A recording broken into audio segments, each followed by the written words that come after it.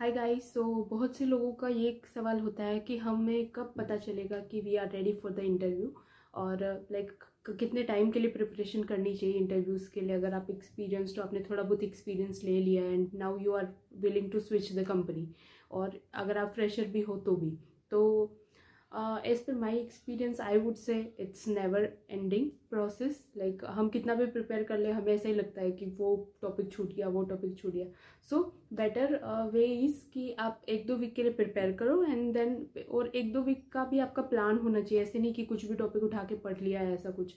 और लाइक कुछ दिग्गज तो ऐसे होते हैं कि एक्सपीरियंसड होने के बाद उनको लगता है कि इंटरव्यू के लिए प्रिपरेशन की ज़रूरत ही नहीं है। कुछ हद तक बोल सकते हैं, बट लाइक टेक्निकल नॉलेज आपका अच्छा है तो ठीक है, but I always use to prepare for the interviews. भले कितना भी एक्सपीरियंस हो, कितना भी नॉलेज हो, लेकिन जब आप चीज़ों को गो थ्रू करते हो और उनको फिर से एक बार रिवाइज करते हो तो चीज़ें ब्रश अप हो जाती है and you feel more confidence on the things.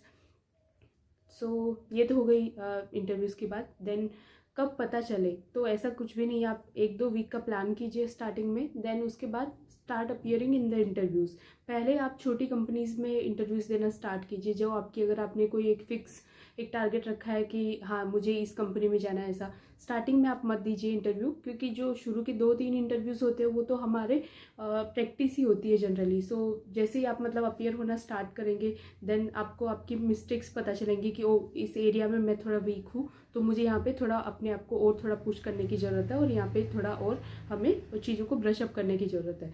सो यही एक वे है जिसमें हम अपने आप को जज कर सकते हैं और अपने आप को हम देख सकते हैं कि what we are, like where we are stand exactly. So आप ऐसा नहीं, कितनी कभी कभी ऐसा होता है कि हम सोचते हैं कि 1-2 महीने प्रिपेयर करके then we will start appearing in the interview. So this is not a good way, I would suggest. Because ये मैंने भी मेरे पास्ट एक्सपीरियंस के अकॉर्डिंग फेस किया है कि जितना टाइम होता है उतना हम उसको ग्रांटेड लेके और जस्ट लाइक एक कंफर्ट जोन में चले जाते हैं कि अभी तो बहुत टाइम है, कर लेंगे। And then we use to see like after 2 months also we are on the same page. 2 महीने पहले जहाँ पे थे अभी भी वहीं पे है, कुछ नया हमने सीखा नहीं है। सो बेटर है कि आप थोड़े टाइम में थोड़ा सीखें एंड अपने आप को उस चीज़ के अंदर आप ढालना सीखो, तो आपको पता चलेगा कि यस मतलब आपने जो प्रिपेयर किया वो सही डायरेक्शन में जा रहा है या नहीं जा रहा। और उससे क्या होगा कि आपको एक पता भी चलेगा कि प्रिपरेशन किस डायरेक्शन में करनी है। तो this is the exact flow we should follow as a software developer और any other position also. I would recommend the same thing. And next thing is कि हम कैसे प्लान करें। सो प्लानिंग के लिए हमारे पास प्रॉपर एक फॉर्मेट होना चाहिए। फॉर्मेट इन द सेंस कि अगर आप जैसे .NET डेवलपर हो, ठीक है, तो we know that .NET developer के लिए पहले मेन कॉन्सेप्ट है ऊप्स। सो आप बेसिक सबसे पहले तो आप पर्सनल क्वेश्चन जो पूछते हैं, like tell me about yourself, फिर जो भी आपने प्रोजेक्ट्स के पे काम किया और जो आपने रेज्यूमे में मेंशन किया है उसके ऊपर आप थोड़ा अच्छे से प्रिपेयर कर लो। And then they come to basic questions which is like OOPs. तो ऊप्स के बारे में आप अच्छे से प्रिपेयर कर लो, लाइक प्रैक्टिकली आप चीज़ों को एक्सप्लोर करो, तो वो ज़्यादा लंबे टाइम तक आपको उस पर्टिकुलर टॉपिक का नॉलेज रहता है। देन उसके बाद आपने किसी पर्टिकुलर एक फ्रेमवर्क या किसी लाइब्रेरी इन सब पे काम किया है, तो they use to ask questions related to that. अगर आपने लाइक MVC में काम किया है, देन .NET कोर या फिर तो वेब फॉर्म, इन सब पे मतलब वो क्वेश्चन पूछ सकते हैं। या फिर अगर आपने कोई CMS पे वर्क किया लाइक उम्ब्रेको, नॉप कॉमर्स, या आपको किसी क्लाउड का एक्सपीरियंस है, तो आप उस पर्टिकुलर जोन में आप प्रिपेयर कर सकते हो। And then they move on, like generally JavaScript, jQuery या कोई भी आपने फ्रंट एंड टेक्नोलॉजी पे काम किया है तो आप उस पर थोड़ा प्रिपेयर कर लो। देन उसके बारे में उसके बाद लाइक SQL हो गया।